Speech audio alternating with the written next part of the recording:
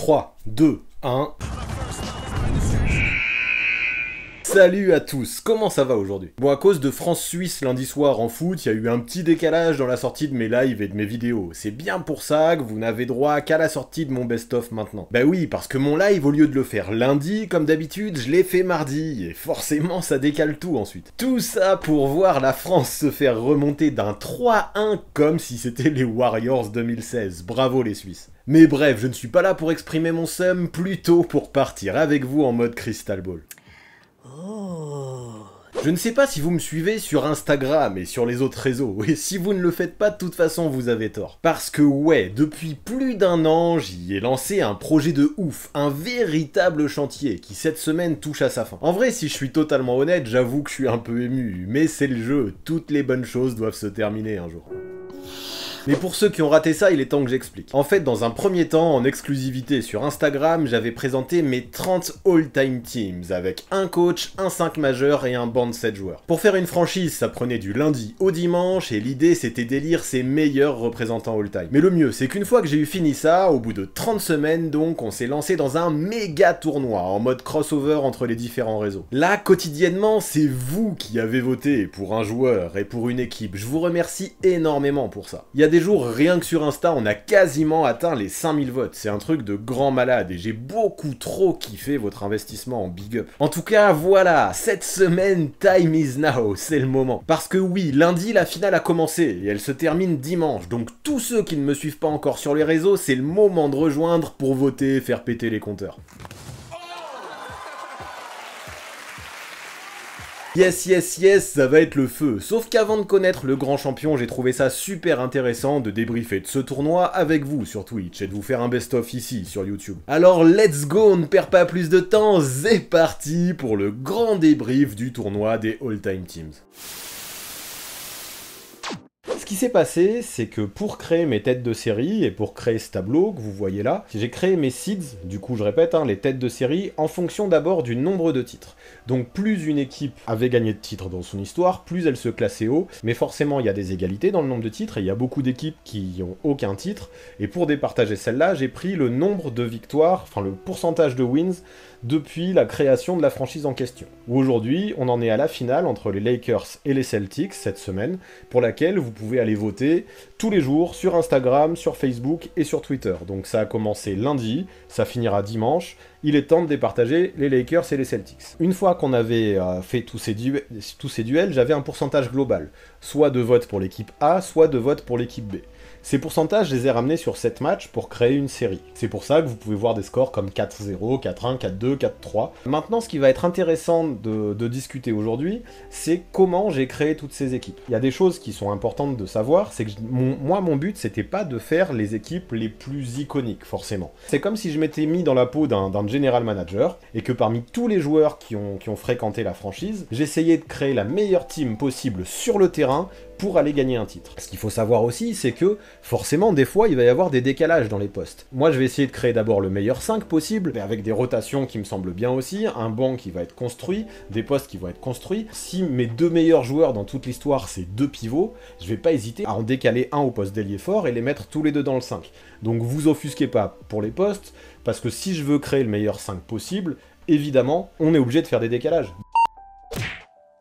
Les Kings de Sacramento. Là, comme vous voyez, dans cette team, il y a pas mal de joueurs des années 2000. On a un Vlade Divac sur le banc, par exemple. C'est un joueur, c'est un poste d'ailleurs, le pivot remplaçant, c'est un poste où j'ai beaucoup hésité.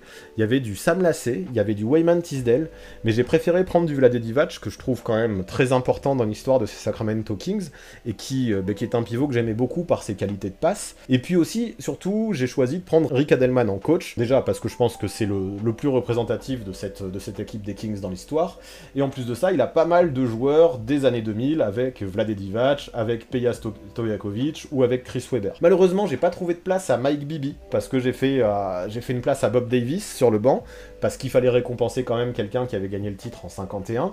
Tiny Archibald en tant que meneur titulaire, ça me paraissait indéboulonnable, sachant que Oscar Robertson, qui est meneur à la base, je l'ai décalé au poste 2, parce que ça me semblait impensable de me passer soit de Tiny Archibald, soit de Oscar Robertson dans mon 5. Donc du coup, pas de place à Mike Bibby, même si je l'aime beaucoup.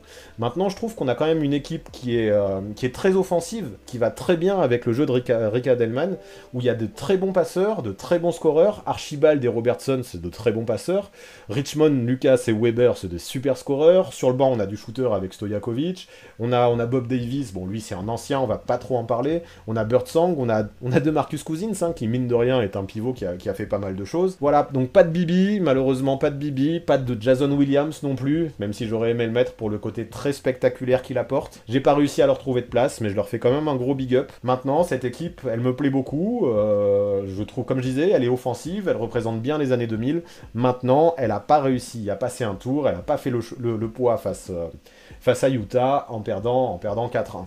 Les Memphis Grizzlies. Moi, j'ai eu pas mal d'hésitations dans le 5 de départ, notamment parce que c'était très tentant de mettre Zach Randolph au poste 4. Par contre, j'ai pas pu, parce que c'était encore plus tentant de mettre les deux frères Gasol au poste 4 et au poste 5. La petite connexion espagnole, Pau Gasol, Marc Gasol, je la trouvais très cohérente pour ces Memphis Grizzlies, avec un Zibo qui sort du banc et à qui on pourrait quand même donner un vrai rôle.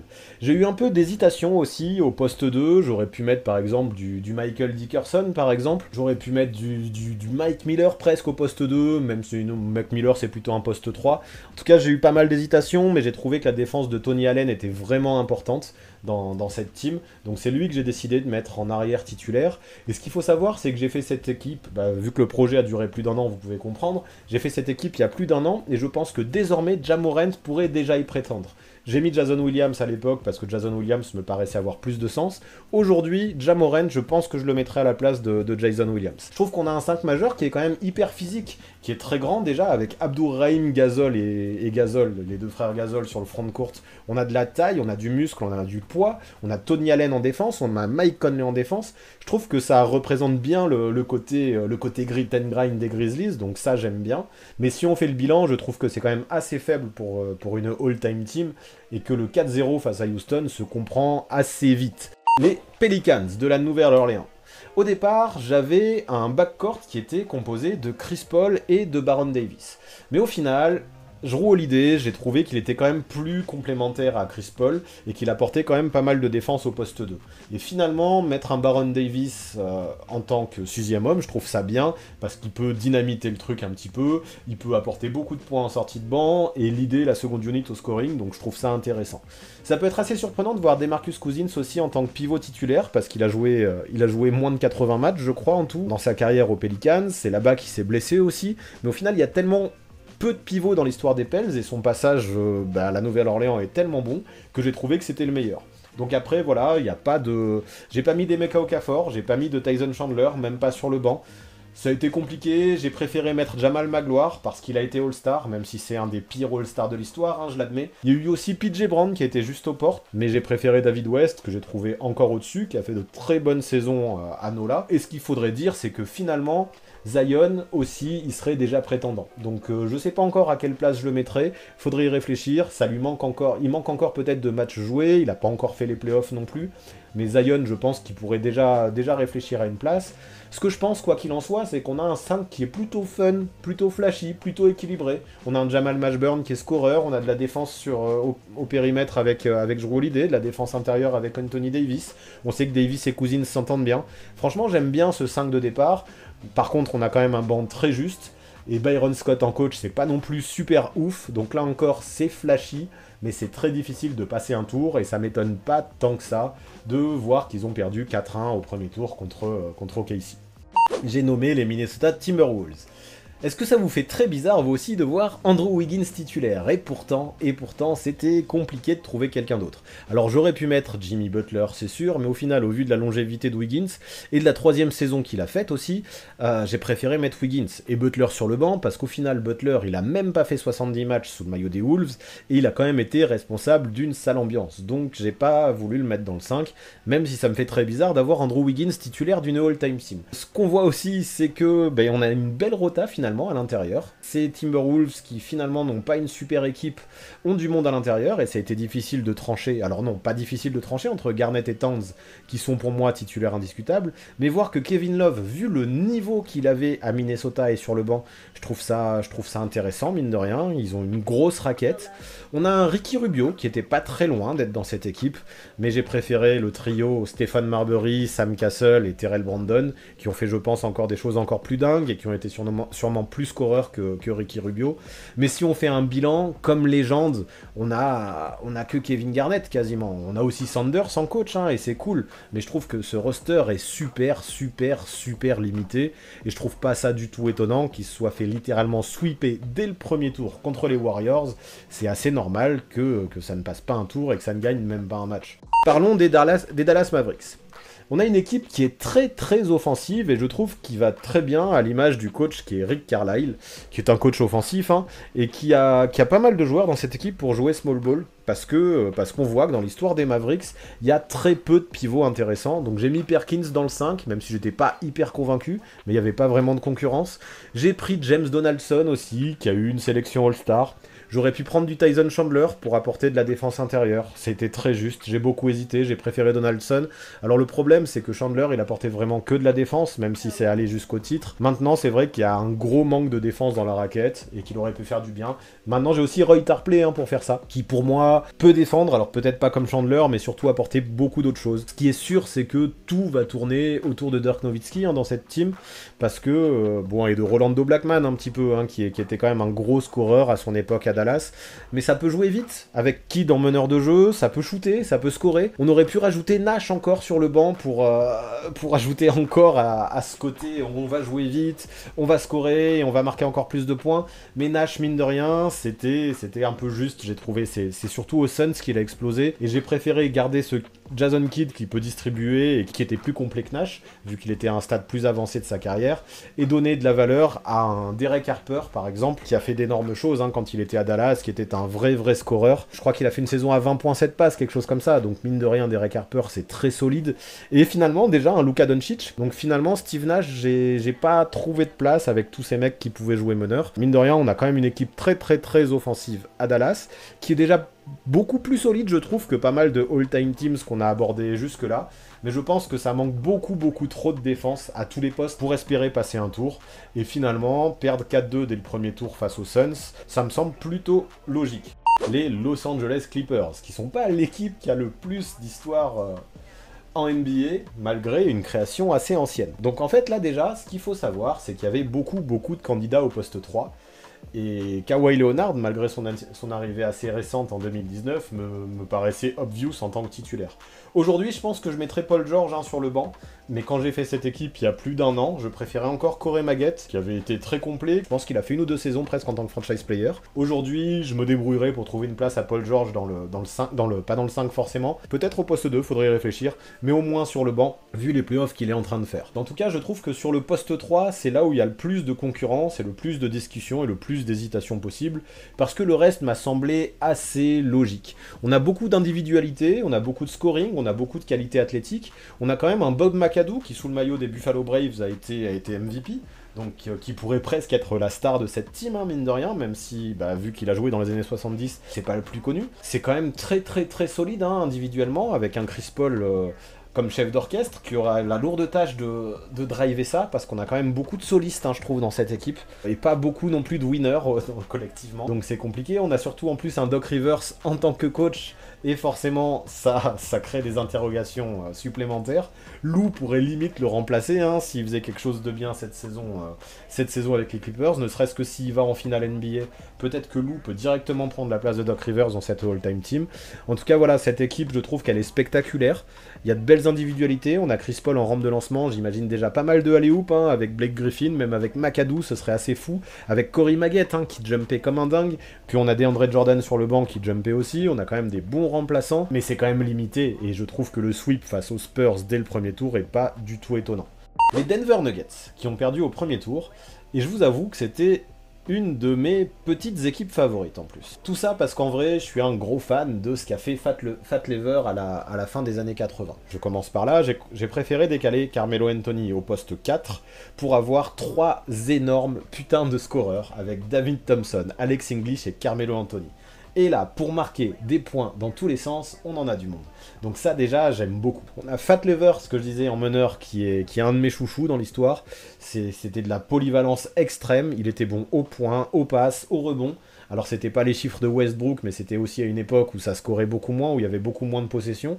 Et mine de rien, au niveau de la polyvalence, il avait un petit côté précurseur de Westbrook. Et au milieu de tout ça, on a mis un Dikembe Mutombo en tant que pivot pour la rim protection. Alors j'ai préféré Mutombo à Jokic parce que à l'époque encore où j'avais fait ça, Jokic n'avait pas eu son trophée de MVP, et que mine de rien, même si Jokic apporterait énormément de choses offensivement et à la passe, ça fait pas trop de mal d'avoir un peu de rim protection dans ce 5 de départ. Très offensif. En plus de ça, on a un George Karl qui était très bon pour gérer les égos, qui était très bon défensivement et offensivement, hein, qui était bon des deux côtés du terrain. On a un Iverson aussi sur le banc, on a un Billups qui peut, ça peut envoyer dans tous les sens, avec Jokic encore sur le banc. Je trouve que c'est ultra sexy offensivement, avec encore énormément de scoreurs.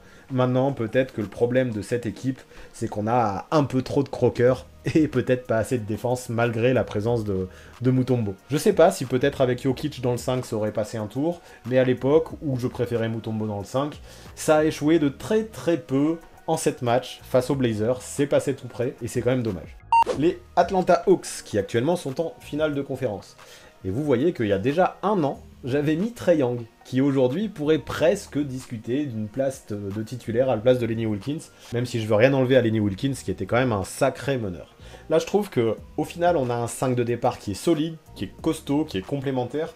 On a une raquette qui est très cool, avec Mutombo et Bob Pettit. Bob Pettit qui était une légende hein, dans les années 50, qui a gagné le titre avec Saint-Louis en 1958. Quand on voit qu'il y a un Moses Malone en rotation, franchement, c'est assez énorme. Qui, même s'il était vieillissant, il était quand même sacrément bon. Avoir un Moses Malone sur le banc, c'est quand même fort. Et dans cette équipe, on aurait quand même 3 gros leaders, entre Pete Maravich, Dominique Wilkins et Bob Pettit. On a quand même 3 joueurs très importants, sachant que Maravich, il a un côté magicien, Lenny Wilkins aussi à la main, un côté chef d'orchestre. Si j'ai eu des crève-cœurs, là je pense que ce serait du côté de Larry Drew et de Walt Bellamy. Je leur ai pas trouvé de place, c'est des joueurs très anciens, mais je leur ai préféré des mecs un peu plus récents, c'est-à-dire Paul Millsap, Al Horford et Joe Johnson. Cette période collective qui était assez énorme. Si on rajoute Kyle Korver et Jeff Teague, ils étaient tous au All-Star à une époque, donc voilà, c'était quand même une belle période des Hawks qui me semblait importante à récompenser. On voit que, comme je disais, Trae Young qui est déjà sur le banc, qui pourrait mériter déjà une place de titulaire, et quoi qu'il arrive, je pense qu'il la prendra, sa place de titulaire, même si Wilkins, on dit Lenny Wilkins, je crois, même si c'est écrit Wilkins, qui a quand même 5 All-Star Games, donc Trae Young a un peu de chemin à parcourir encore, mais s'il va en finale NBA, ou s'il remporte le titre, je pense que ça discutera même plus. Et puis finalement, le reste, moi, j'ai pas trop hésité. Je pensais que ça passerait un tour, surtout contre les Raptors, mais vous avez préféré les Raptors, peut-être qu'il y a trop de joueurs anciens, peut-être que ça vous parlait moins, mais je pensais vraiment que ça irait au deuxième tour, cette team. Le Orlando Magic, une équipe que je trouve hyper sexy, niveau talent pur, on a de la grosse violence dans ce roster. Pour moi, c'était impossible de toute façon déjà dans le 5 de me priver soit de Dwight Howard, soit de Shaquille O'Neal. Pour moi, c'est peut-être les 2 meilleurs joueurs de l'histoire de cette franchise. Donc même si c'est pas très conventionnel, je décide de décaler D12 en ailier fort. Et ce niveau spacing, ça va être catastrophique, mais peu importe, je vais avoir une raquette super solide, une raquette super bouchée. Et c'est comme ça. Comme je disais en intro, là, mes 2 joueurs, les 2 meilleurs joueurs de l'histoire de cette franchise, pour moi, ils sont pivots. Donc j'ai mis Stan Van Gundy en coach, et je compte sur lui, avec ses méthodes qui étaient censées être modernes à l'époque, quand il coachait le Magic, pour trouver des solutions, pour les faire jouer ensemble.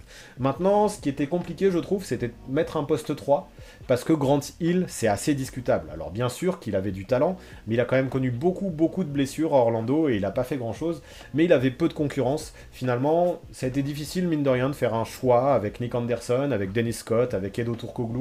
Peut-être que Edo Turkoglu aurait pu prendre ce poste 3, même si moi je le vois plus en 4, et que ça aurait fait quand même un 5 de très grande taille si je l'avais mis au poste 3, mais tout ça je veux bien l'entendre. J'ai préféré mettre Grant Hill, parce que quand il était en bonne santé, niveau talent pur, c'était quand même très fort. Même Vince Carter, je suis en train d'y penser, que j'ai pas du tout mis dans l'équipe, parce qu'il y avait quand même du monde au poste d'ailier, aurait pu prendre cette place. Mais ce qui est embêtant, c'est qu'il y avait du monde au poste d'ailier, mais personne de vraiment, vraiment transcendant. Et ce qui me gêne, si on regarde l'intégralité de cette équipe, c'est que le 5, il est plutôt kiffant, mais le banc, c'est que des role-players. Alors c'est bien d'avoir des role-players, mais dans une all-time team, ça manque vraiment de all-star. Et même Stan Van Gundy, c'est pas non plus un coach de ouf, même s'il a fait une finale NBA avec ce Magic.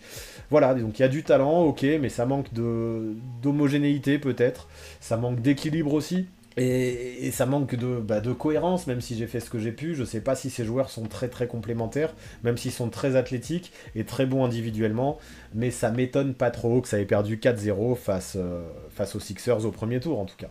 Donc les Pacers, je vous cache pas que ça a été une équipe qui a été très difficile à construire, dans la mesure où les meilleures années de l'histoire des Pacers, ça a été en ABA, où mine de rien, en ABA, ils ont gagné 3 titres. Donc la ABA, je veux pas non plus manquer de respect à cette ligue, c'était une ligue qui était très novatrice, qui était très spectaculaire, mais mine de rien, même s'il y avait de très gros talents, en termes de quantité et d'homogénéité, la ABA c'était moins talentueux que la NBA. Enfin en tout cas, les écarts entre les joueurs étaient plus importants. Donc c'est très difficile, je trouve, d'évaluer la vraie valeur de ces joueurs ABA qui ont gagné tous ces titres à Indiana, même si je pouvais pas non plus complètement m'en passer. Donc j'ai essayé de prendre les meilleurs de la ABA, c'est-à-dire notamment George McGuinness et Mel Daniels, qui à eux deux cumulent 3 trophées de MVP, et aussi Roger Brown, qui était un très très gros scoreur que j'ai mis sur le banc. Et surtout Slick Leonard, le coach légendaire, qui a été là pendant les 3 titres. Le reste, j'ai quand même préféré donner plus de valeur à la NBA, même si on regarde dans l'histoire des Pacers, c'est qu'il y a quand même de gros joueurs de ABA qui ont fait des grosses stats. Mais au bout d'un moment, je ne me voyais pas mettre que des joueurs ABA, sachant que c'est difficile d'évaluer le niveau de cette ligue. Et au final, j'aime bien cette équipe qui, je trouve, a quand même une vraie complémentarité et des qualités assez variées. Ça m'a donné de quoi construire un truc bien, avec Mark Jackson en pur organisateur, avec Miller en shooter clutch, avec Paul George en franchise player sur les lignes extérieures, McGuinness et Mel Daniels qui étaient des cracks vraiment dans la raquette, donc qui peuvent faire une raquette bien bourrine, mais bon, je pense que ça a manqué de succès en NBA et de titres en NBA, donc mine de rien, ça a lutté, ça a gagné 2 matchs, ça s'est joué en 6 matchs contre les Pistons, dans une série qui devait sentir le sang un peu, est-ce qu'on a eu des remixes de Malice à The Palace? En tout cas, moi elle me plaît bien cette équipe, avec un banc aussi, on n'en a pas trop parlé, mais avec un gars comme Jermaine O'Neal sur le banc qui a été un vrai franchise player lorsqu'il était à Indiana, avec du Danny Granger qui a été très fort aussi, Jalen Rose qui a été énorme pendant les finales face aux Lakers, Rick Smith qui était super grand, mais c'était très compliqué je trouve de battre les Pistons. On passe aux Nets. Aujourd'hui, par contre, ce qu'il faut savoir, c'est qu'au vu des playoffs 2021, je mets clairement KD quelque part, peut-être au poste 4 à la place de Derrick Coleman. Je trouve peut-être une place avec Kyrie et Harden sur le banc, ça discute aussi. Mais comme je le dis, j'ai fait ça il y a plus d'1 an, où Harden n'avait pas encore joué, Kyrie avait à peine joué, Kevin Durant se remettait encore de sa blessure. Donc là, déjà, je pense qu'on pourrait avoir une équipe des Nets qui aurait pas mal évolué en fonction de ce qui s'est passé cette année. Mais bon, à l'époque, c'était trop juste, et encore une fois, je me suis débrouillé, j'ai fait comme j'ai pu pour faire un mix entre ABA et NBA. Au poste 2, j'ai mis Drazen Petrovic parce que je voulais un vrai shooter de fou, parce qu'on a beaucoup de joueurs athlétiques qui shootent moyen. Drazen, c'est sa vraie spécialité, le shoot. Après, on a quand même beaucoup de role-players sur le banc et je trouve que c'est un peu limité, malheureusement. Byron Scott en coach, c'est aussi un petit peu limité. Peut-être que bientôt Steve Nash prendra sa place, qui sait. En tout cas, j'ai essayé de faire ce banc et de le remplir avec un maximum d'équilibre, un maximum de cohérence. Par exemple, j'ai pas voulu de Deron Williams, de Joe Johnson ou de Kevin Garnett, parce que leur passage à Brooklyn, je trouve, était assez catastrophique, malgré les gros noms que c'est. J'ai préféré mettre en valeur des gars qui ont fait des grosses périodes avec les Nets, comme Richard Jefferson par exemple. J'aurais presque pu mettre Keith Van Horn quelque part. J'ai mis Brook Lopez aussi, mine de rien, parce que c'est au niveau de l'identité de ces Nets, il a joué longtemps, il a fait des grosses stats là-bas. On a du Kenny Anderson et du Stephen Marbury, du Vince Carter qui ont fait des grosses choses, du Kenyon Martin aussi. On a pas mal de scoring, de toute façon, pas mal de scoring. Si on prend Drazen Petrovic, Julius Erving et Rick Barry, je pense que ça peut mettre beaucoup de paniers. On a une organisation de dingue avec Jason Kidd, mais le secteur intérieur reste très bof. Comme je disais, le coaching est inquiétant, il y a peu de profondeur, et au premier tour, c'est tombé contre les Bulls, et c'est déjà une chance d'avoir gagné un match et de pas s'être fait sweeper. Je trouve que c'est déjà bien pour ces Nets. Donc on verra ce que ça donnera d'ici quelques années, peut-être avec KD, peut-être avec Kyrie, peut-être avec James Harden, mais en l'état, c'était trop dur de gagner plus d'un match contre les Bulls. Nous allons parler des Cleveland Cavaliers, qui eux aussi ont perdu au premier tour. Et là, c'est assez compliqué, parce que à part l'équipe de 2016 des Cavs, et un peu les années 90, où à chaque fois ils échouaient contre les Bulls, enfin notamment en 89, on s'en rappelle, c'est une équipe qui a eu très peu de résultats dans l'histoire. Quand on voit que Tyronn Lue est le coach, c'est aussi inquiétant. Mais bon, après, Tyronn Lue, il faut rendre à César ce qui appartient à César, c'est pas non plus simplement le pantin de LeBron, c'est quand même un coach qui a su gérer les égos et gagner un titre, et ça c'est pas rien. Voilà, maintenant si on reprend la construction de cette équipe, on voit bien, hein, on est obligé de mettre le trio de 2016, Kyrie Irving, LeBron James et Kevin Love. On prend Brad Daugherty, qui est le meilleur pivot clairement de l'histoire de Cleveland, et Ward B3 pour ajouter du scoring au poste 2. C'est pas hyper ouf, on a du LeBron hein, heureusement, et du Kyrie. Si on regarde le banc, c'est pareil. On a un Mark Price que j'aime beaucoup. Après, voilà, on prend du Larry Nance, du Terrell Brandon. C'est athlétique, c'est spectaculaire, il y a du dynamisme. Par contre, c'est un peu juste. On aurait pu penser à des joueurs, des petits crève-cœurs comme Anton Jamison, comme Henry Miller, comme Lenny Wilkens, qui auraient pu discuter. Mais ça aurait pas changé grand-chose dans cette all-time team. Ça se sent en fait quand on regarde cette franchise que le nombre de périodes fastes dans l'histoire de Cleveland a pas été...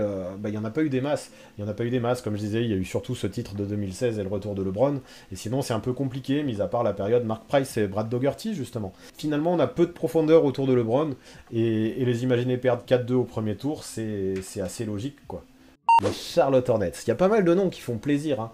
Que ce soit du Eddie Jones, que ce soit du Glenn Rice, que ce soit du Larry Johnson ou que ce soit du Alonzo Mourning, c'est des trucs qui font vraiment vraiment kiffer.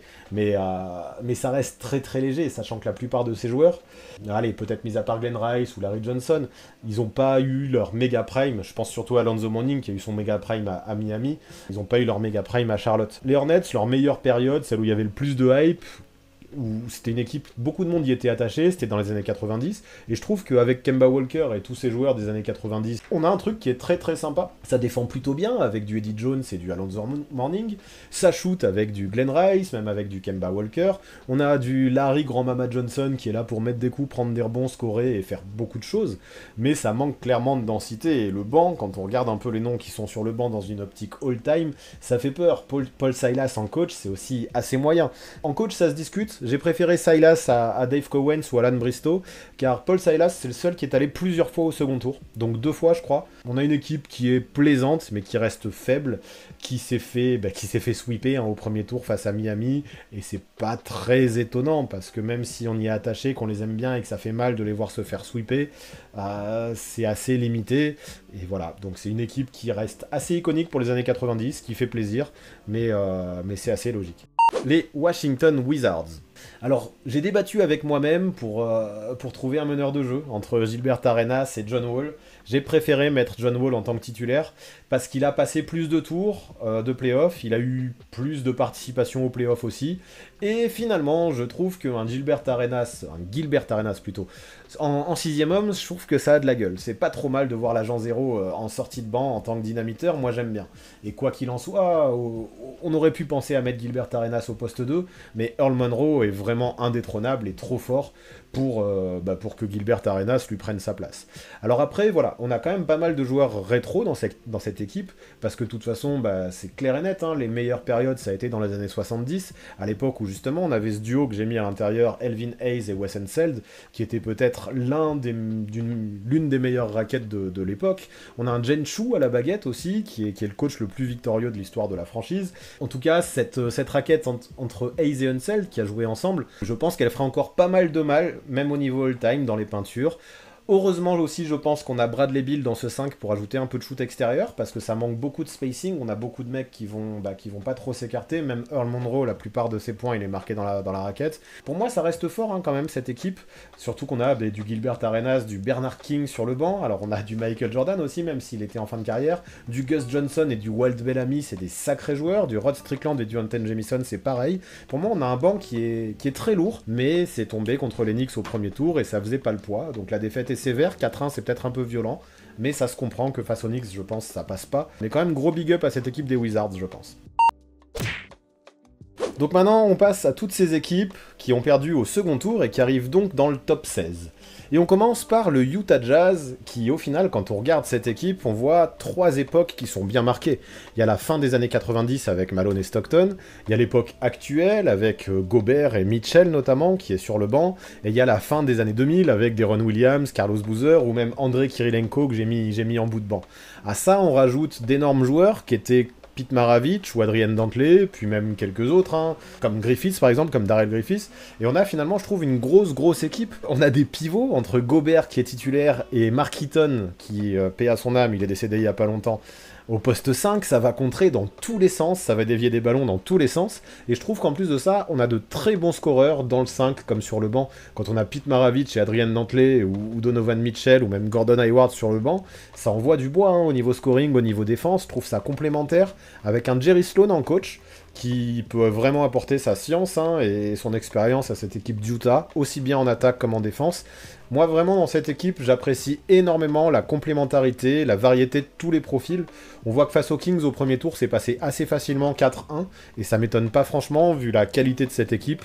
Maintenant, malheureusement, le jeu des têtes de série a fait qu'au deuxième tour, c'est tombé contre les Lakers, et ça s'est pris un 4-0, et c'est très sévère, et ça fait mal de voir une équipe comme ça se prendre un 4-0, mais face aux Lakers, comment tu peux tester? Je sais que ça va faire râler certains, parce que forcément, j'ai été obligé, parce que l'histoire associe encore le palmarès de ces deux équipes. Donc désolé pour les fans des Sonics, qui détestent OKC, qui détestent le Thunder, mais l'histoire fait que aujourd'hui, même si OKC a décidé de ne pas afficher le palmarès des Sonics dans sa salle, l'histoire aujourd'hui donne encore le palmarès des Sonics au Thunder. Mais aujourd'hui, historiquement, dans les livres d'histoire, c'est comme ça qu'on compte ça. Et voilà pourquoi j'ai dû mixer ces deux équipes. Donc voilà, on a fait une équipe, et mine de rien, si on mixe le Thunder et les Sonics, on a quelque chose qui fait un super mix. Parce que voilà, quand on voit les deux duos que sont Kevin Durant et Russell Westbrook du côté d'OKC, ou Sean Kemp et Gary Payton du côté de Seattle, boum, c'est quand même assez violent. J'ai pas voulu faire de choix au poste de meneur, j'avoue, je me suis pas mouillé, entre Gary Payton et Russell Westbrook. Moi, je veux les deux dans mon 5, et un Russell Westbrook qui porte un petit peu moins la balle et qu'on met au poste 2, ça me va très bien. Et avec ces deux duos, j'ajoute Spencer Haywood, qui était quand même MVP de ABA juste avant d'arriver aux Sonics. Ça attaque bien, ça défend bien, et sur le banc, effectivement, j'ai décidé de pas mettre de James Harden, parce que il avait pas forcément encore explosé. Alors bien sûr, il a eu son titre de meilleur sixième homme à OKC, mais mine de rien, c'était un sixième homme, et là, sur mon banc, j'ai que des mecs qui étaient de super titulaires, et Harden, il avait pas du tout le niveau de franchise player qu'il a eu ensuite à Houston, par exemple. J'ai préféré un Paul George, qui lui était un vrai titulaire, dans son passage à OKC, à Oklahoma City, et qui avait fait une saison, il était sur le podium MVP. Pour moi, c'est bien plus valuable que un trophée de meilleur sixième homme. Donc ça se discute, mais non, j'ai eu du mal à trouver une place à James Harden. Sur les postes arrière, on a Gus Williams, on a Dennis Johnson, on a Ray Allen. Tout ça, c'est au-dessus de ce que James Harden a fait juste à OKC aussi. Il fallait de toute façon mettre en valeur aussi cette grosse période des Sonics, le titre, hein, qui est alors 1979, je crois, le titre des Sonics, avec un Dennis Johnson qui était MVP des finales, il fallait absolument le mettre aussi, donc c'est pour ça qu'il y a du Dennis Johnson. Peut-être que ça manque un peu de All-Star parmi les remplaçants, quoique Ray Allen et Paul George c'est pas mal, on a Jack Sigma aussi, on a Dale Ellis aussi qui a été très bon, hein, qui était un vrai titulaire scoreur, qu'on oublie hein, souvent, mais qui à Seattle a été excellent. Au final, c'est une équipe que j'aime beaucoup, hein, qui a des profils assez variés, qui va être coaché par un George Karl, qui peut très bien gérer tous ces égos-là, qui est passé face aux Pels assez facilement, et qui a échoué de très peu finalement face aux Rockets, parce que les Rockets c'est quand même un gros morceau, mais ça a bien failli passer un deuxième tour, et c'est, de toute façon c'est une équipe qui méritait clairement là, hein, d'être dans le top 16, et qui aurait peut-être pu faire plus. Les Phoenix Suns. Là encore, quand je jette un œil à ça, le premier truc que je me dis, c'est que c'est super joli. Il y a du monde à tous les postes. On se rend compte à quel point c'est difficile d'aller loin dans ce tournoi. J'ai pas mal hésité pour le coaching entre Mike D'Antoni et Paul Westphal. Alors peut-être que Monty Williams pourra rentrer aussi, hein, s'il va au bout cette saison, mais pour l'instant on n'y est pas. Mais là, ce qui se passe, c'est que mine de rien, on a une équipe qui est très offensive, et j'ai préféré un Mike D'Antoni qui en attaque pourrait tout péter avec un roster pareil, je me dis.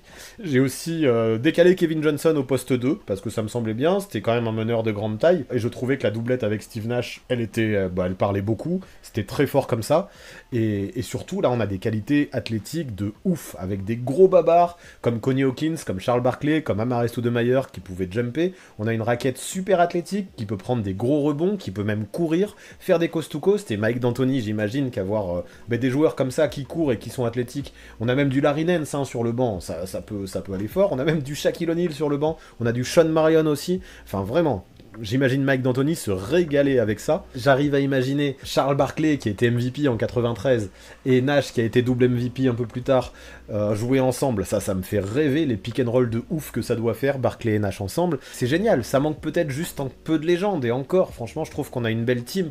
Ça a été serré au premier tour face à Dallas, mais c'est passé 4-2. C'est juste que, au deuxième tour, c'est tombé contre les Warriors, et ça a pas pu rivaliser. Je trouve le sweep sévère, un 4-0 face aux Warriors, je trouve ça violent, parce qu'on a quand même une très belle équipe, mais les Warriors, c'est quand même costaud. Je pense qu'aujourd'hui, Devin Booker, il aurait sa place. Mais il y a un an et demi, quand j'ai fait cette équipe-là, il n'avait pas sa place. Maintenant, forcément, vu le parcours qu'il est en train de faire en playoff, Devin Booker, c'est clair qu'il aurait sa place aujourd'hui. Alvan Adams, vraiment, en plus de ça, c'était un pivot passeur que j'aimais beaucoup.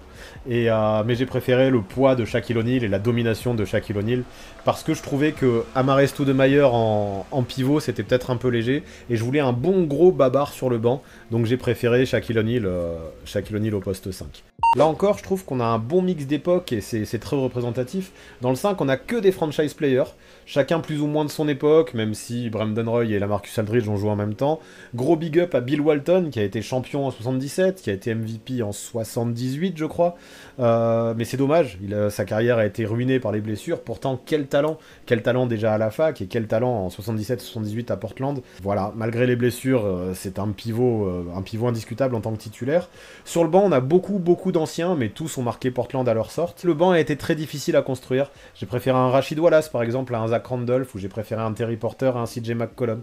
Il y a beaucoup de choses qui pouvaient discuter. Par contre, un Geoff Petrie, c'était indiscutable. Un Sidney Wicks, c'était indiscutable. Un Maurice Lucas, c'était indiscutable. Surtout qu'elle est coachée par Jack Ramsey, qui à l'époque avait été élu dans les 10 meilleurs coachs all-time. Je trouve qu'on a du scoring, je trouve qu'on a de la défense, je trouve qu'on a du shoot, je trouve qu'on a du collectif, je trouve qu'on a du talent, je trouve qu'on a un côté hargneux.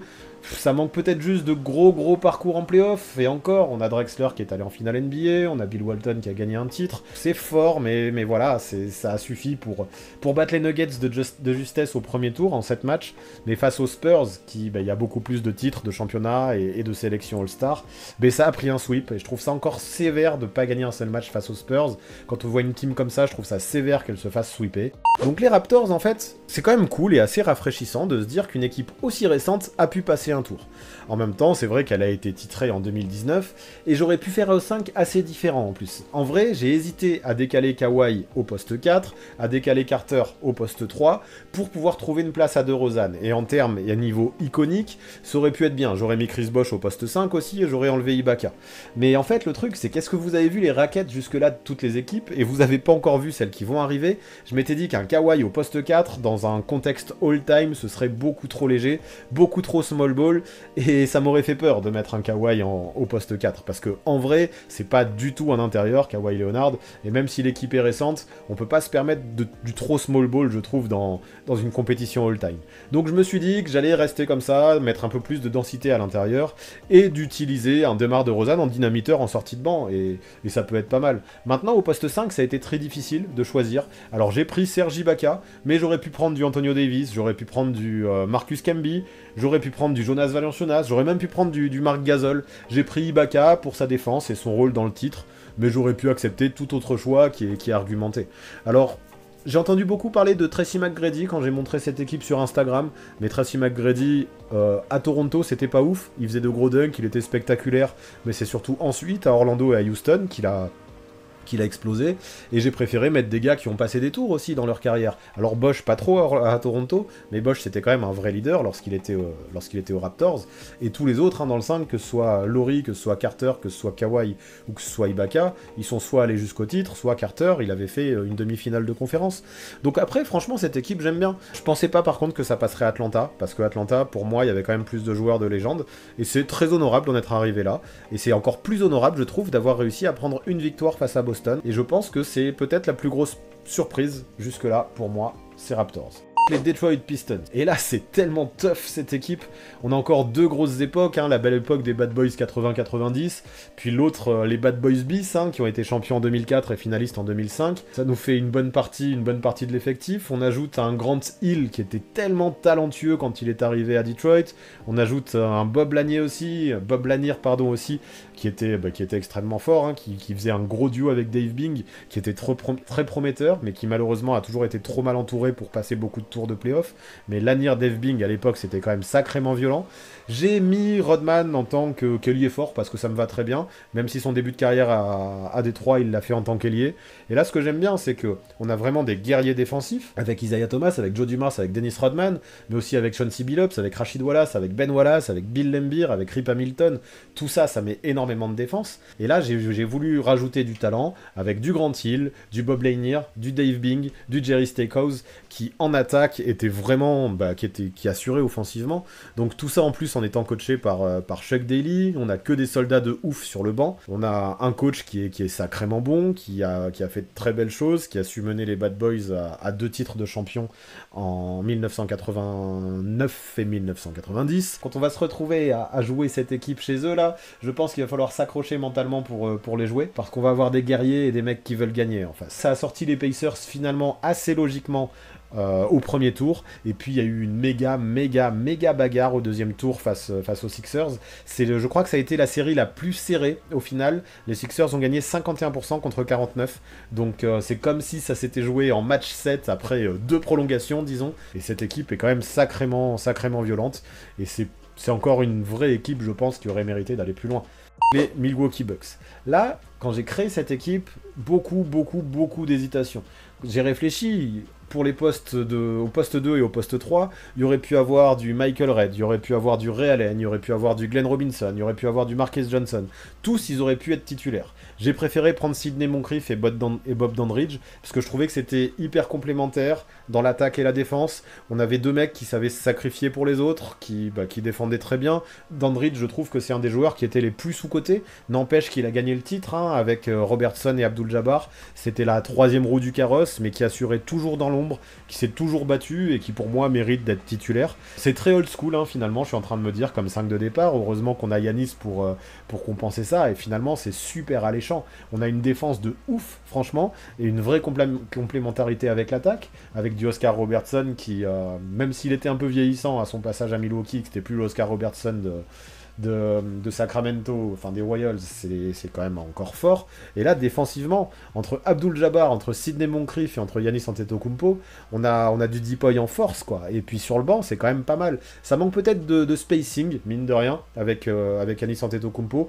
Heureusement, on a du Ray Allen sur le banc, du Sam Cassell qui peut mettre des triples, du Michael Redd aussi. Donc tout ça, on peut le faire rentrer. On peut imaginer construire différentes rotations. C'est Larry Costello le coach, donc c'était le coach du titre. En plus de ça, Costello, il était réputé pour coacher des grands noms. Il avait réussi à faire cohabiter Robertson et Karim Abdul-Jabbar et à faire en sorte que Dandridge se sacrifie, donc Costello il va très bien. On a tellement de défense dans cette équipe, tellement de longueur.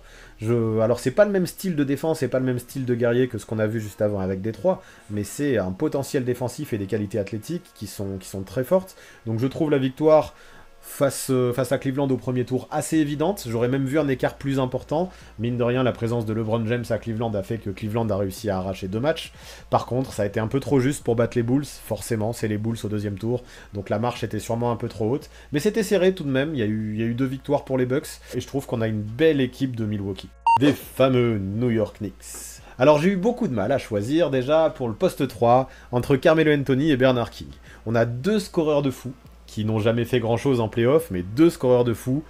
Je peux comprendre qu'on choisisse Bernard King, mais j'ai préféré la panoplie offensive de Melo, et je sais pas, c'est peut-être un peu mon cœur qui a parlé, quand j'arrive vraiment pas à départager, je fais aussi en fonction de mon cœur, je suis humain, et peut-être que j'ai préféré Carmelo Anthony, parce que lui je l'ai beaucoup plus vu jouer en vrai, mais je trouve qu'on est sur des profils assez similaires, de mecs très forts individuellement, de très bons attaquants, qui étaient moyens en défense, et qui n'ont pas fait grand chose en playoff. Donc ça a été ma plus grosse hésitation, je trouve, Carmelo Anthony, Bernard King. Si vous voulez mettre Bernard King, ça me va très bien aussi.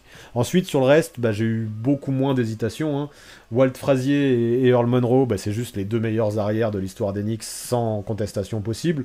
Willis Reed et Pat Ewing, c'est les 2 meilleurs intérieurs de l'histoire des Knicks, sans contestation possible. Ça ne me dérange absolument pas de décaler Willis Reed au poste 4, juste pour faire jouer ces 2 gars ensemble. Et là, je trouve que même quand on regarde le banc, du Mark Jackson, du Alan Houston, du Bernard King, du Dave DeBusschere, les titres de DeBusschere, du McAdoo, du John Starks et du Charles Charles Oakley, et ça sent bon le sang, la sueur et les larmes du Madison Square Garden, hein. Je trouve que c'est très dur aussi comme équipe. J'aurais pu prendre Pat Riley pour aller bien avec le sang, la sueur et les larmes. J'ai préféré Red Holzman qui a gagné les 2 titres en 70 et à 73. Même si l'équipe aurait peut-être plus correspondu à Pat Riley, je trouve que le meilleur coach all-time des Knicks, au niveau du palmarès en tout cas, c'est Red Holzman. C'était impossible de ne pas le prendre. Voilà, au premier tour, c'est pas forcément étonnant. On a vu l'équipe des Wizards juste avant, même s'ils avaient une grosse raquette, cette équipe des Knicks c'est quand même bien supérieur. Ça m'étonne pas de voir qu'ils se soient imposés 4-1 face à Washington au premier tour.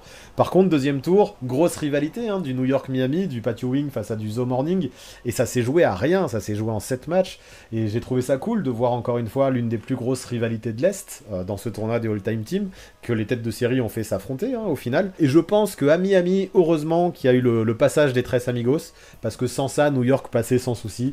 Mais vu qu'il y a eu du LeBron James à Miami, qui a augmenté amplement le niveau de Miami, je pense que c'est ça, juste ça, qui a fait passer le hit face à New York. Mais sans ce passage de LeBron à Miami, à mon avis, New York passait un tour de plus. Les Houston Rockets. Donc moi ce que j'aime bien, c'est qu'il y a quand même beaucoup de légendes, on a des époques variées, on a des trophées de MVP, pas mal, hein, entre James Harden, entre Moses Malone et entre Hakeem Olajuwon, ça envoie quand même du pâté. Alors on aurait pu avoir une autre solution dans cette équipe, ça aurait été de mettre James Harden au poste 1 et Clyde Drexler au poste 2, avec Tracy McGrady au poste 3, mais mine de rien, je trouve qu'on... au vu de la suite de la carrière de Francis, qui a été vraiment pas top, on sous-estime son passage à Houston, où il a été quand même Rookie of the Year, et c'est vraiment ensuite qu'il a diminué. On aurait pu aussi mettre Calvin Murphy, qui était un très bon scoreur, et puis Drexler, même si on aurait pu le mettre dans le 5, parce qu'il était encore très bon et qu'il avait une sacrée expérience, il était déjà un peu sur le déclin. C'était encore très fort, hein, je le dis, mais c'était quand même plus le Drexler de Portland. Maintenant, si vous voulez me faire un 5 avec Harden en poste 1, Drexler en poste 2, ça me va très bien, mais Harden en meneur, je suis pas un grand fan non plus, j'ai pas envie qu'il garde tout le temps la balle. Donc Drexler sur le banc avec son expérience et son talent des deux côtés du terrain, ça me va très bien. Maintenant, on peut parler du secteur intérieur de ces Rockets, parce que c'est là où c'est quand même le plus violent. On a Moses Malone qui a été MVP, on a Hakeem Olajuwon qui a été MVP, et on a Yao Ming qui faisait plus de 2m20. Donc en termes de taille, en termes de talent, on a aussi Ralph Sampson d'ailleurs, et Elvin Hayes tant qu'à faire. Le secteur intérieur, c'est un grand truc de malade. Et au final, quand on fait le bilan de cette équipe, je trouve qu'il y a tout. Il y a de l'attaque, il y a de la défense, il y a de la présence intérieure, comme on vient de dire. Il y a même du clutch, là, si on regarde le banc, avec du Robert Horry et du Kenny Smith. C'est quand même très fort. On a du Rudy Tomjanovic qui les coach. C'est un grand nom. Il a gagné 2 titres. Pour moi, en fait, le seul vrai manque dans cette équipe, parce que même sur le banc, on a Calvin Murphy en meneur remplaçant. Ce qui manque le plus dans cette équipe, c'est un meneur organisateur. C'est presque dommage que Chris Paul, son passage à Houston, n'ait pas été meilleur, parce qu'un Chris Paul aurait été génial, je trouve, dans cette all-time team, mais malheureusement, il a jamais trop bien réussi à cohabiter avec James Harden. Mais c'est dommage, il aurait vraiment été parfait. Et quoi qu'il en soit, ça fait quand même un parcours jusqu'au 3e tour, ça c'est assez fort. Ça a sweepé les Grizzlies sans grande surprise au premier tour. Ça a été très difficile de battre les Sonics au 2e tour, mais je comprends que ce soit passé hein, contre les Sonics, vu la raquette qu'il y a notamment, et ça n'a pas du tout fait le poids contre les Lakers. Ils font partie aussi de ces équipes qui se sont fait sweeper face aux Lakers. On passe aux Warriors. Et là encore, on a de la très grosse team. Ils ont fait un parcours énorme, mais en même temps, quel roster on a? On a des légendes du présent, on a des individualités du passé. En termes de scoring, tu peux pas trouver mieux.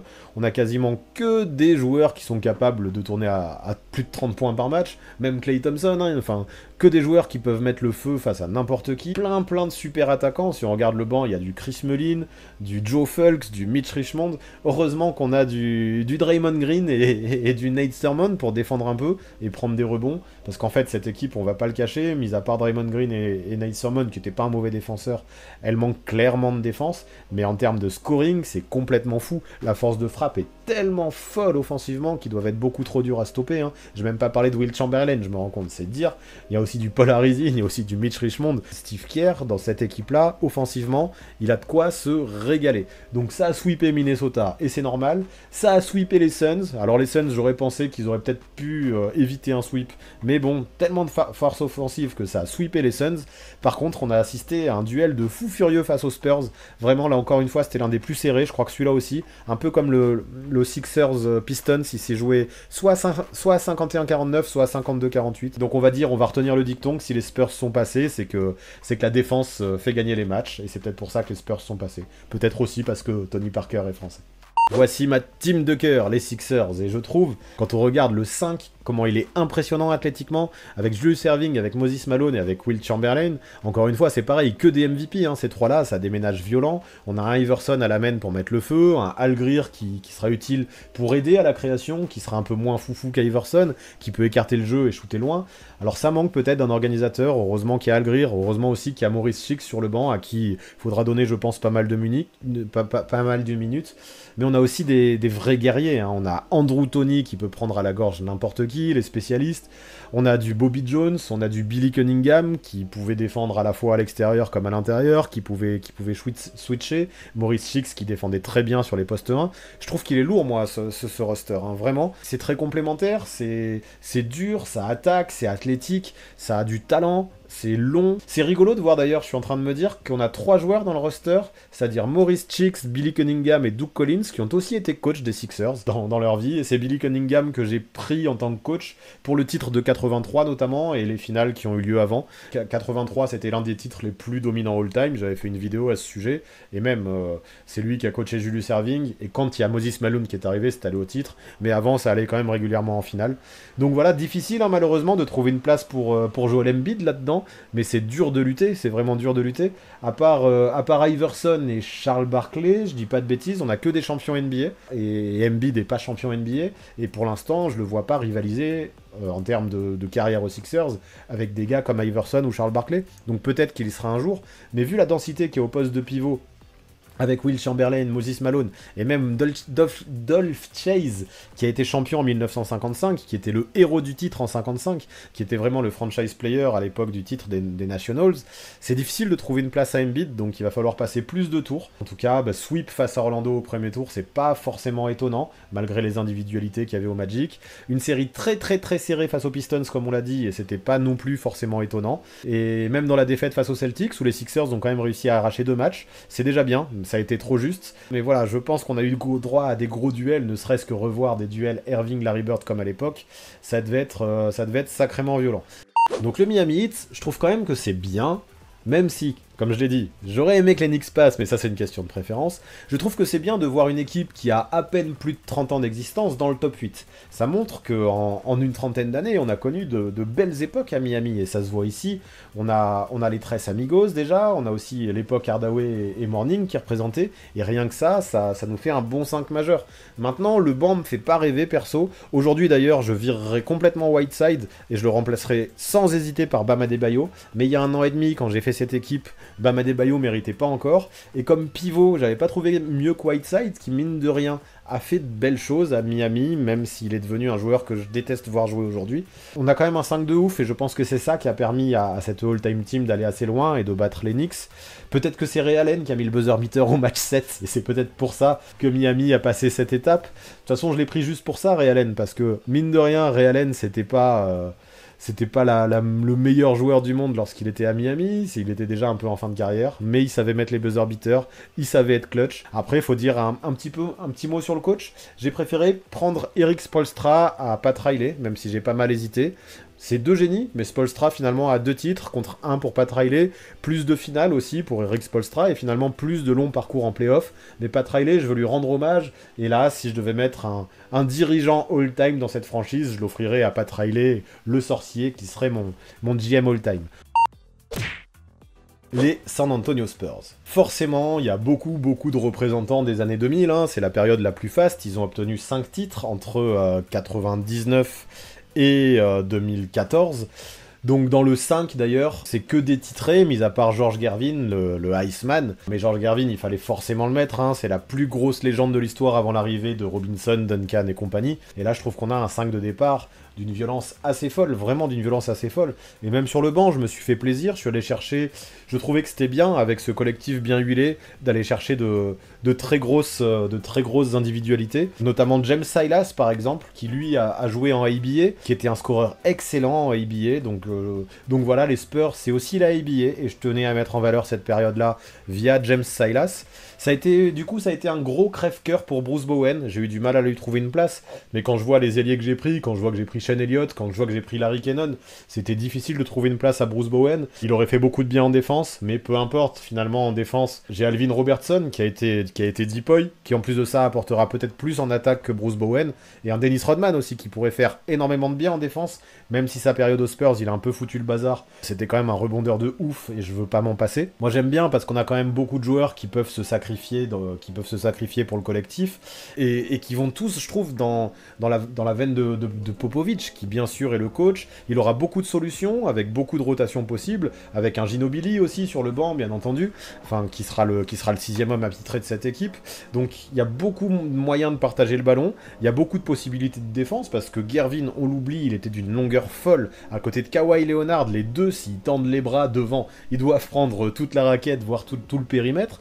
Donc vraiment, on a une équipe, je trouve, qui est collective, qui a de la défense, qui a du talent offensif, qui a un peu de folie sur le banc, et une vraie équipe que j'aime bien, qui est très complémentaire, avec des profils assez variés. Ça a mis 2 sweeps d'ailleurs, pour commencer, pas d'hésitation, ça a sweepé les Clippers direct, ça a sweepé les Blazers, malgré la grosse équipe des Blazers. Après, ça a été très tendu, on en a parlé, ça a battu les Warriors de très très peu, et quoi qu'il arrive, ce que je retiendrai aussi dans cette équipe des Spurs, c'est que c'est la seule qui a réussi à prendre un match aux Lakers jusqu'au final NBA. Les fameux Chicago Bulls. Donc le 5, je l'ai trouvé hyper évident. J'ai même pas réfléchi 2 secondes. Forcément, j'ai pris le Big 3 du deuxième tripit, Michael Jordan, Scottie Pippen, Dennis Rodman. C'était assez normal. Puis après, j'ai pris 2 des plus grosses stars de l'histoire de la franchise, si ce n'est les 2 plus grosses stars de l'histoire de la franchise, dans celles qui n'ont pas été titrées, c'est-à-dire Derrick Rose et Artis Gilmore, qui tous les deux à des époques différentes ont été des franchise players à Chicago et ont fait des choses énormes vraiment dans cette équipe. Par contre, le reste, je dois dire que construire un banc, même si le 5 était évident, prendre Phil Jackson aussi, forcément, c'était évident. Par exemple, il n'y a pas de Charles Oakley, il n'y a pas de Elton Brandt. Pau Gasol aussi aurait presque pu prétendre une place, parce qu'on l'oublie, parce qu'il n'est pas resté longtemps aux Bulls, mais il a été vraiment, vraiment énorme, j'ai trouvé, à Chicago. Maintenant, voilà, à l'intérieur, il y avait quand même du monde. J'ai préféré prendre du Joachim Noah, qui a été Deepoy quand même, et Horace Grant, qui a été 3 fois champion. J'ai aussi pris Tony Kukoc, qui était très intelligent, qui était très talentueux, qui est un des meilleurs six-men de l'histoire. Et j'aime bien l'équilibre que ça donne. Je trouve qu'on a pas mal de qualités offensives sur les postes extérieurs, mais même défensives. Quand on a du Scottie Pippen et du Jimmy Butler, ça défend sec quand même. On a une raquette qui est complètement bétonnée, où ça défend sévère, entre Dennis Rodman et Artis Gilmore, et Joachim Noah et Horace Grant sur le banc. Défensivement, c'est quand même très très costaud. Que ce soit du Pippen ou du Butler, ou même du Michael Jordan, qui a été Defensive Player of the Year, on l'oublie vite, ça peut vraiment partir en mission sur la star extérieure adverse. Vraiment, on a une équipe two-way qui me semble très très intéressante et qui aurait très bien pu jouer le magnifique triangle que Phil Jackson est en train de faire avec ses doigts sur la photo. On a beaucoup de profondeur, je trouve, encore pas mal de guerriers, pas mal de battants. On a une team qui est pas loin d'être magnifique, quand même, il faut le dire, mais qui a échoué aux portes des finales de très très très peu. Je pense que les Celtics ont gagné 4-3, c'était serré, mais je pense que les Celtics ont gagné 4-3 parce qu'ils ont connu plus de périodes phases dans leur histoire. Chicago a vraiment connu les années 90, mais le reste, allez, je suis sévère si je dis que c'est le désert, mais le reste c'est quand même vraiment moins bon, alors que les Celtics ont connu beaucoup plus de périodes phases différentes et ont beaucoup plus de joueurs de différentes époques qui sont représentés. Mais ça a été du 52-48%, ça je m'en rappelle bien, c'était la semaine dernière, donc vraiment c'était un duel très très serré et Chicago échoue très peu, quoi. Donc les Lakers et les Celtics qu'on va présenter, forcément, c'est pas si surprenant de les retrouver. On a les 2 équipes avec le plus de titres, 17 titres pour chacune de ces 2 équipes, rien d'étonnant à les trouver là. Domination folle de chacune de ces 2 franchises à travers l'histoire, chacune de leurs conférences. Et là, regardez les Lakers, badaboum, il n'y a que des légendes. On voit que LeBron, malgré son titre de l'an dernier, il peut même pas prétendre aux 5 majeurs. Parce que c'est trop fou. Après, forcément, pour mettre les 5 meilleurs joueurs all-time de la franchise, j'ai préféré décaler certains joueurs et adapter les postes. Donc il y a Kobe qui passe au poste 3 et ça ne me pose aucun souci. Il peut très bien jouer au poste 3. Le truc qui peut poser question, c'est Karim Abdul-Jabbar au poste 4, mais je vois pas comment me passer soit de Karim, soit de Shaq dans mon 5 de départ. Karim, il mettait quand même des skyhooks de très loin, il pouvait s'écarter un petit peu. Alors je dirais pas non plus que c'était un stretch, mais il était capable de mettre des hooks main droite comme main gauche à plus de 4 mètres. Je dis pas que ce sera la meilleure complémentarité du monde avec le Shaq, mais pour faire jouer les deux ensemble, on y arrivera, et puis bon, de toute façon, il y a tellement de talent, même le banc, c'est fou, en fait, on a que des champions ou que des multiples champions, mis à part Elgin Baylor, le pauvre, c'est une vraie légende, hein, qui malheureusement a toujours échoué en finale, et quand il a pris sa retraite, les Lakers ont enfin gagné le titre en 72, et la rotation au poste 5, c'est juste du jamais vu, même si, enfin voilà, déjà j'ai mis Abdul-Jabbar et Shaquille O'Neal dans le 5 de départ, mais ensuite on a George Mikan sur le banc, la première superstar de la ligue, et on a presque Wilt Chamberlain en 12e homme, donc ça c'est aussi un truc de grand malade. Alors c'est sûr que le Chamberlain des Lakers c'était pas celui des Warriors ou des Sixers, mais ça reste quand même un très très grand joueur qui a remporté le titre avec Jerry West en 72. Bon courage à Phil Jackson pour gérer tous ses égos, mais ça devrait aller, c'était un petit peu sa spécialité à Phil Jackson. D'ailleurs c'est pour ça que je l'ai préféré à Pat Riley. Alors ça aussi, encore une fois, Pat Riley il échoue de peu pour être dans une all-time team, mais j'ai préféré mettre Phil Jackson parce que déjà il a un titre de plus, et je trouve que les titres de 2009 et 2010 qu'a obtenu Phil Jackson, il a fait un énorme travail autour d'un Kobe Bryant qui jouait vraiment que pour lui, et qu'il a réussi à vraiment driver pour qu'il puisse jouer avec Pau Gasol. Quand Riley, lui, il est arrivé, et il a pris en main une équipe des Lakers en 82, je crois, qui avait déjà été championne en 1980. Alors que Phil Jackson, vraiment, cette équipe de 2009-2010 qui a gagné les titres, il a vraiment réussi à la construire. Maintenant, pas de blasphème si vous préférez Riley, il n'y a vraiment aucun souci avec ça, c'est quand même lui qui a fait les Lakers Showtime, mais qui avait peut-être un effectif un peu plus pléthorique encore que celui de Phil Jackson à la fin des années 2000. Et voilà, on regarde les Lakers, forcément au vu de leur nombre de titres, tout comme les Celtics, il me fallait deux équipes qui soient directement qualifiées au deuxième tour. Donc les Lakers étaient exempts au premier tour. Après, ça a fait un sweep contre Utah, qui pourtant, on l'a vu, avait une grosse équipe. Un sweep contre Houston, qui avait une grosse équipe. Et un 4-1 contre San Antonio, qui avait une très très grosse équipe aussi. Donc les voilà maintenant en finale face à Boston. Donc est-ce que ça peut rivaliser ces Celtics-là ? Ici, j'ai décidé de décaler Bird au poste 4, et ça me va très bien, parce que mine de rien, en début de carrière, il a joué quelques saisons en tant que power forward, et ça me va bien, parce que ça me permettait de mettre Paul Pierce au poste 3, et de mettre aussi le titre 2008 en valeur chez ces Celtics. En fait, j'aime bien ce que propose ce 5 des Celtics, construit comme ça, avec Larry Bird en power forward. Donc ça me permettait, comme je dis, de mettre Paul Pierce au poste 3, et ça me permettait aussi de mettre Kevin McHale, qui pourtant est bien sûr un des meilleurs joueurs de l'histoire des Celtics, dans son vrai rôle de 6e homme, dans celui dans lequel il a le plus excellé. John Havlicek aussi, qui est peut-être le meilleur 6e homme de l'histoire, que j'aurais pu mettre en 6e homme, mais il a aussi fait des saisons titulaires, et vu son niveau au poste 2, j'ai pas trouvé mieux que John Havlicek, mais là encore, il y a tellement de possibilités pour Red Auerbach, que j'ai choisi, forcément, parce que Red Auerbach, c'est 9 titres, je crois, de mémoire, dont 8 de suite, donc c'est d'une violence incroyable. Il y a 2 représentants des années 60, forcément, dans le 5, que ce soit Cousy et Bill Russell, et ensuite, on a les titres des années 70 qui sont représentés par John Havlicek, les titres des années 80 qui sont représentés par Bird, le titre de 2008 qui est représenté par Paul Pierce, et en fait, j'aime beaucoup surtout la profondeur et la polyvalence qu'il y a dans cette équipe.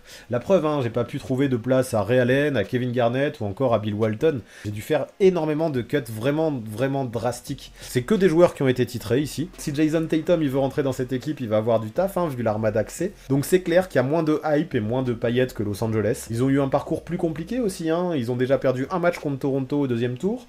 Ils en ont perdu 2 contre Philadelphie, puis 3 contre Chicago, où ils se sont qualifiés in extremis. Les voilà en finale contre les Lakers, donc un parcours un peu plus chaotique, peut-être moins de talent pur, mais en termes de culture de la win, en termes de collectif, en termes d'homogénéité, de représentation des époques, pour moi c'est peut-être au-dessus de LA. C'est pas forcément si évident de dire sans réfléchir que les Lakers vont gagner. En tout cas, voilà, félicitations aux Lakers a priori, qui selon vos estimations, vont gagner ce tournoi des All-Time Teams. Et en tout cas, je vous remets le tableau global. Et finalement, on a quand même ce que je disais. Autant au premier tour, dans les équipes sorties au premier tour, on avait des équipes qui étaient pas géniales. Mais à partir du deuxième tour, peut-être à part les Raptors, on a eu que des équipes de ouf. Alors, vous en avez pensé quoi de ce tournoi? Vous êtes plutôt Team Lakers ou Team Celtics? Faites-moi vos retours dans les commentaires et surtout pensez bien à aller voter dans les réseaux jusqu'à dimanche pour permettre à votre team favorite de soulever le trophée. N'oubliez pas non plus, si vous voulez débattre avec moi de tout et de rien, de tous les sujets qu'on aborde, le seul moyen c'est d'être présent les jours de live sur Twitch. Alors si vous ne voulez plus manquer aucun stream, y a pas à bégayer. Évidemment, suivez-moi sur Twitch aussi. Et puis si vous kiffez mon t-shirt t-shirt de Jimmy Buckets Butler, go voir en description. Je vous file 10% de réduction avec mon code promo sur tout le site d'Herbivore. Franchement, ça vaut le coup, c'est du win-win, alors allez prendre le temps de checker, il y a un choix monumental là-bas. Puis pour finir, vous connaissez les bails, on s'abonne à la chaîne, on active la cloche pour recevoir les notifications, on lâche un maximum de pouces bleus et on rédige ses meilleurs commentaires. Je vous préviens, tous ceux qui le feront pas, je modifierai vos votes pour la grande finale du tournoi des All-Time Teams. Ce serait bête, non, une nouvelle histoire de bulletin truqué. Et enfin, pour le soutien le plus ultime et le retour au plus vite des Six-Men, vous le savez, c'est sur Tipeee que ça se passe. Pour ce qui est de la poursuite de ma série gaming sur NBA 2K, j'explique tout ça dans l'intro de ma vidéo récente sur Jalen Suggs. Donc pour ceux qui savent pas encore, il n'y a plus qu'à aller checker ça pour répondre à vos questions. A très vite.